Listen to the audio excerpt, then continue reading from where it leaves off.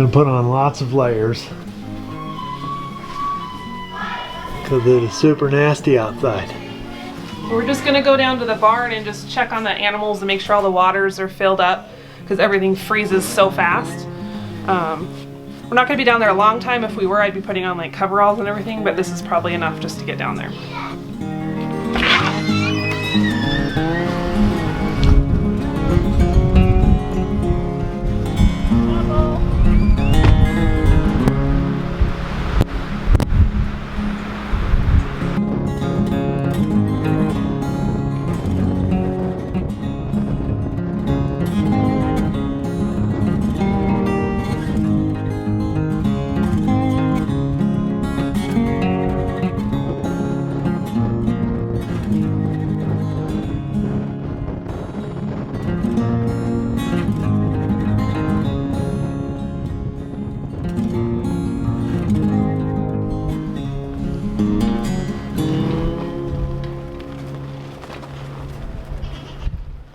So here's the deal. Sometimes people, when we post pictures of our animals being outside, they are horrified that we're letting our cows be out in the snow or our horses be out in the snow. But these animals are designed to be out in the snow, and as long as they have nice winter coats, which ours definitely do, then they can stay warm. Even when they have snow on top of their coat, it's insulating them, right? So the biggest thing is to make sure they have lots of hay to eat because the process of digestion keeps them warm. But all that being said, I still just will feel better if my horses are standing in the barn. So we're just gonna open it up for them real quick so they can just get out of the wind. That's my biggest goal here.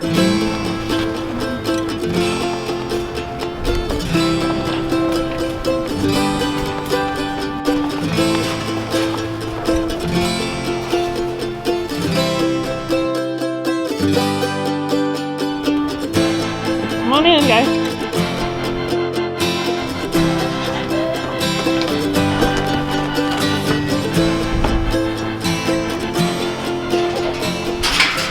So we had these windows all fixed and we put some new plexiglass in here, but then the horses kept popping out to pieces.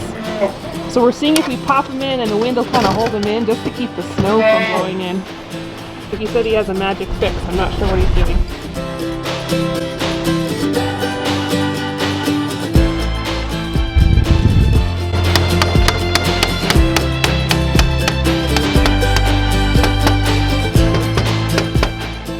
So there's no way caulking or anything's gonna work today.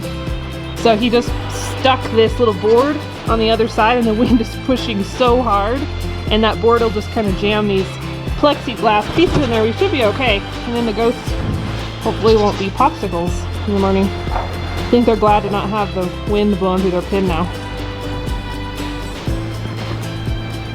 You cold, Poppy?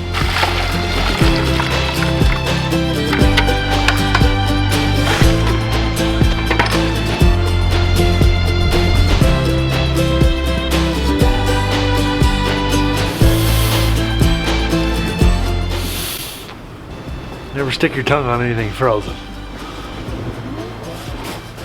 Like the worst thing that can happen in the middle of the blizzard is when all your hoses are frozen. So these ones should be good. We'll keep them in the barn and we blew them out so there won't be any water left inside. Because there's been more than once where we've had to drag like 60 foot of hose up into the mudroom, let it thaw out, and it's not fun. So we usually don't feed the animals midday, but we're just giving them a little bit extra to keep them warm because it's so nasty. Don't get any hay in my tack room.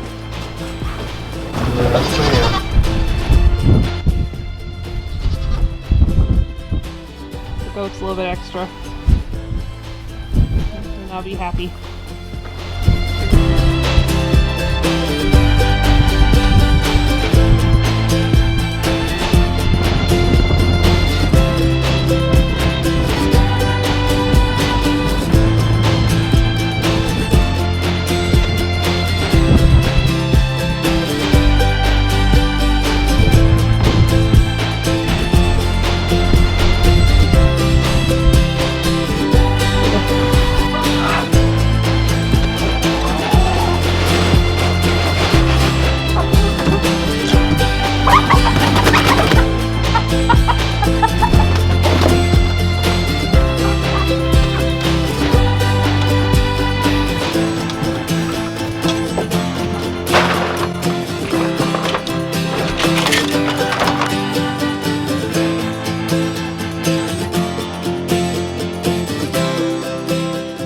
somehow managed to get all the way back in the house through the snowdrift with like 10 eggs in my pocket and none of them broke, which I'm calling that a miracle.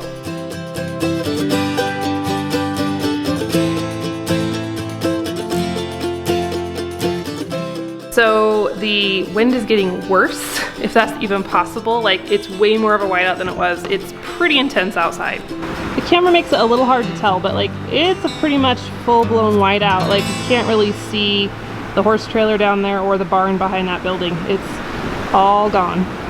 So here's the problem.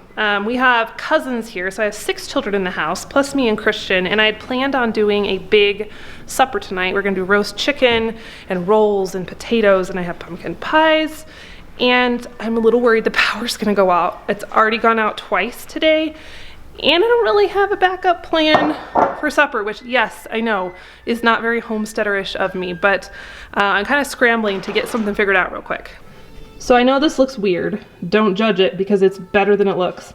This is a homegrown chicken and I spatchcocked it, which means I cut out the spine and then smashed it down to make it flat, and it cooks a little bit faster.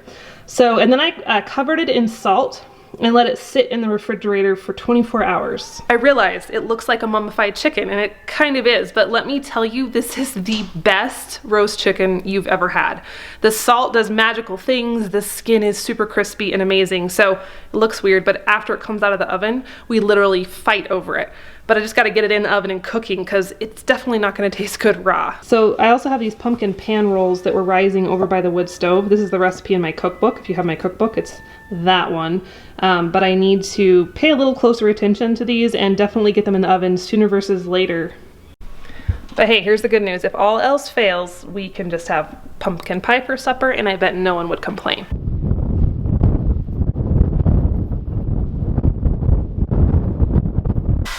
So I went to brown the chicken in the skillet just before I stuck it in the oven, and the power is now off again. So here's my plan. We are going to cut up the chicken, and then we can easily just fry it up on the stovetop while the mashed potatoes are going on the other burner. I'm not sure what to do with the rolls yet. They might be a casualty of the blizzard, but at least we'll have chicken, potatoes, and pie. So it's really all the food groups pretty much.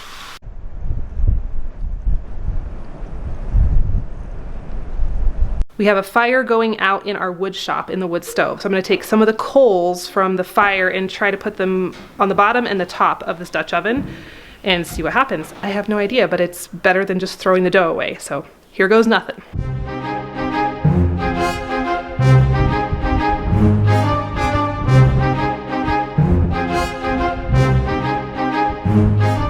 Okay, made it out to the shop.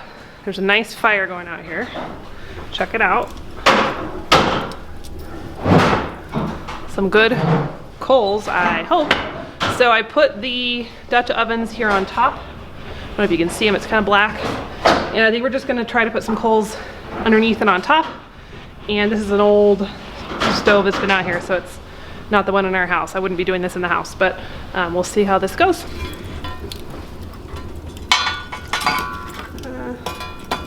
It's hot on my face. I think like Dad said like 10 on top, and refilling in case we need more later. We'll see. This might be a giant disaster. That's 420 degrees. Oh, it is? That's 150 degrees. Cool. What is that thing? An infrared thermometer. What do you use that for besides this? Taking the temperature of things. Like what? Bearings, rear ends, transmissions, engine components, cylinder walls. This is a way cooler use for it. Yeah. Get it, Derby.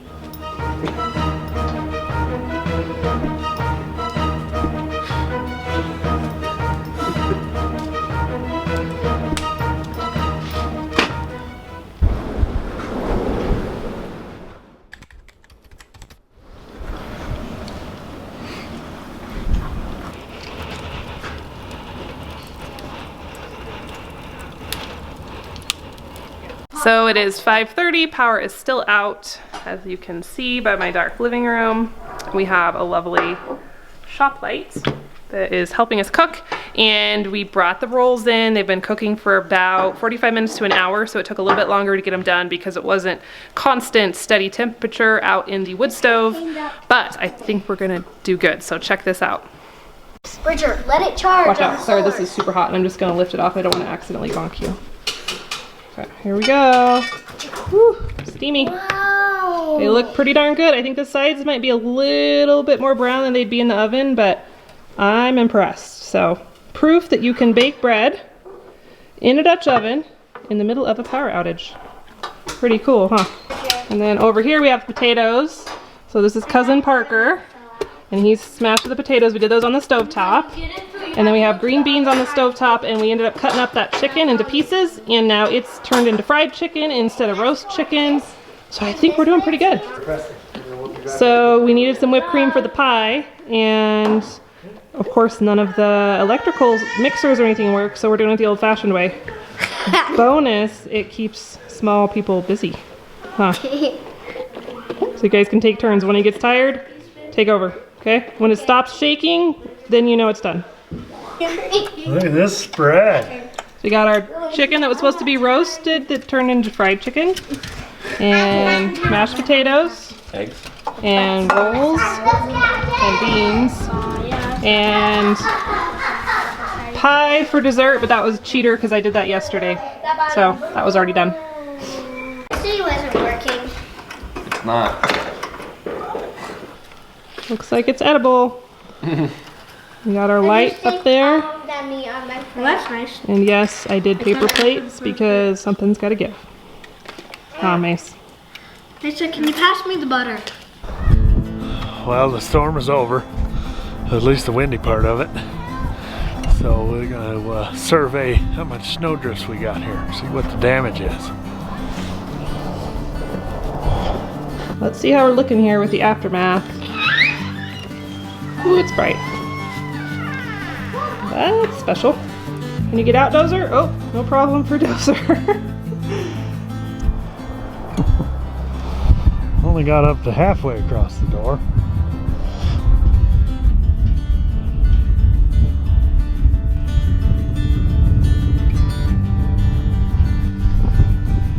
Just got a small drift in the ground.